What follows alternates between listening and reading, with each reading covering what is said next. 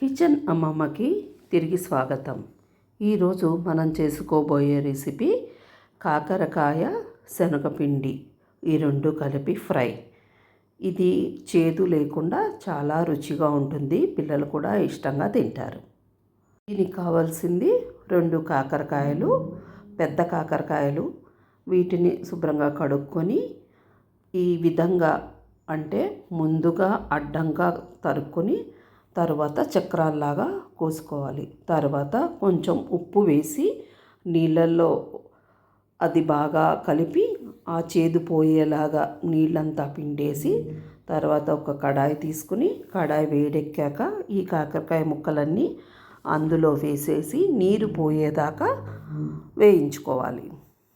Deep fry ఇష్టపడే వాళ్ళైతే దీన్ని డైరెక్ట్గా నూనెలో డీప్ ఫ్రై చేసుకోవచ్చు. కాకపోతే నేను ఎక్కువగా నూనె వాడకుండా తగ్గించి వాడదామని ఈ విధంగా చేస్తాను. ఇది మొత్తం తడంతా ఆరిపోయాక కొద్దిగా నూనె పోసి మళ్ళీ ఈ విధంగా వేయించుకోవాలి. తరువాత ఈ ముక్కలన్నీ తీసి ఒక ప్లేట్లో పెట్టుకుని ఒక కడాయిలో నూనె పోసుకుని ఆ నూనె వేడెక్కేలోపు మనం ఈ కాకరకాయ ముక్కల్లో పసుపు, ఉప్పు ఇది దీంట్లో వేసుకుని కొద్దిగా కలిపేసుకుని, అంటే ఇందాక మనము కడుక్కునేటప్పుడు కూడా కొంచెం ఉప్పు వేసుకున్నాం కాబట్టి ఉప్పు కొంచెం చూసుకుని వేసుకోవాలి. ఈ విధంగా ఇది ముక్కలన్నిటికీ పట్టే విధంగా పసుపుని ఉప్పుని బాగా ముక్కలకి పట్టించాలి. ఇలా పట్టించడం వల్ల ఏంటంటే ప్రతి ఒక్క ముక్కకి ఉప్పు బాగా పడుతుంది, కలర్ కూడా బాగుంటుంది. ఇప్పుడు నూనె వేడెక్కాక ఈ ముక్కలన్నీ కూడా వేసేసి వేయించుకోవాలి. ఇది డీప్ ఫ్రై కాదు కాబట్టి కావాలంటే మధ్యలో మూత కూడా పెట్టుకోవచ్చు. అంటే ఇది ఉడుకుతుంది ప్లస్ వేగుతుంది. దానివల్ల ఏంటంటే రుచి చాలా బాగుంటుంది, మీకు అసలు చేదు అనేదే తెలీదు. అందుకే పిల్లలు కూడా తింటారు. కాకరకాయ మరి మంచిది కదా, ఒకసారి అందుకే మీరు కూడా నేను చెప్పే విధంగా ట్రై చేసి చూడండి. ఇప్పుడు ఈ ఏగిపోయిన ముక్కలన్నిటినీ ఒక గిన్నెలోకి తీసుకోవాలి. అందులో ఉన్న నూనె పక్కకి మీరు తీసేసుకోండి, ఇంకా వేరే రెసిపీల్లో దీంట్లో అన్న వాడుకోవచ్చు. దీనికి ఎక్కువ నూనె అవసరం లేదు కాబట్టి. ఇప్పుడు ఆ కాకరకాయ ముక్కల్లో 2 చెంచాల శనగపిండి వేసుకోవాలి. ఇది ఏంటంటే మనకి కొంచెం క్రిస్పీగా అవ్వడానికి కాకరకాయ బాగుంటుంది, చేదు కూడా ఉండదు కాబట్టి ఇక్కడ శనగపిండిని వాడుతున్నాను.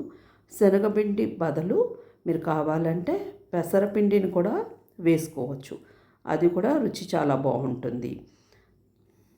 తర్వాత ఇంకా కొంచెం పసుపు వేస్తున్నాను, ఎందుకంటే ఇప్పుడు శనగపిండి వేసాం కదా అందుకని కొద్దిగా పసుపు.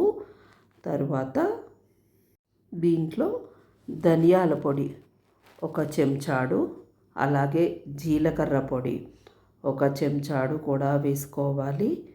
తర్వాత దీంట్లో మనము కారానికి అంటే మనము ఎంత కారం తింటామో దాని ప్రకారంగా కారం కూడా వేసుకోవాలి. ఇక్కడే కారం వేసి కలుపుకోవాలి. ముందు మనం ఎందుకు కలపలేదు అంటే మనం ఆయిల్లో కొంచెం ఫ్రై చేసాం కదా, గొట్టు వస్తుంది కాబట్టి ఇక్కడ ఈ విధంగా అన్నీ మనం ఏమేమి వేయాలనుకున్నామో అన్నీ వేసేయచ్చు. కావాలనుకుంటే కొంత ఆమ్చూర్ పౌడర్ కూడా వేసుకోవచ్చు, టేస్ట్ బాగుంటుంది. ఇవన్నీ మిశ్రమం అంతా చక్కగా అన్ని ముక్కలకి పట్టేలాగా ఇలాగా స్పూన్తో బాగా కలపాలి. ఈ కలిపాక ఇందాక మనము నూనె తీసేసాం కదా, దాంట్లో 1 చెంచాడు నూనె చాలండి, సరిపోతుంది. ఆ 1 చెంచాడు నూనె వేసి దాంట్లో ఈ కలిపిన కాకరకాయ ముక్కలన్నిటినీ వేసేసి సిమ్లో పెట్టి ఒక 5 నిమిషాల పాటు వేయిస్తే సరిపోతుంది. మీకు ఎంతో రుచిగా ఉండే కాకరకాయ శనగపిండి ఫ్రై రెడీ అయిపోతుంది. మాకైతే కాకరకాయ తింటే వేడి చేస్తుంది, అందుకని కాకరకాయ ఈ విధంగా ఎప్పుడు చేసుకున్నా పెసరపప్పుతో ఏదో ఒక పప్పు చేసుకుంటాము. ఇది అది కాంబినేషన్ కూడా చాలా బాగుంటుంది. అందుకే మీరు కూడా 2 కలిపి ఒకసారి ట్రై చేసి చూడండి. మీకు నచ్చినట్టయితే లైక్ చేయండి, షేర్ చేయండి, సబ్స్క్రైబ్ చేయండి. పప్పుది డిస్క్రిప్షన్లో లింక్ ఇచ్చాను.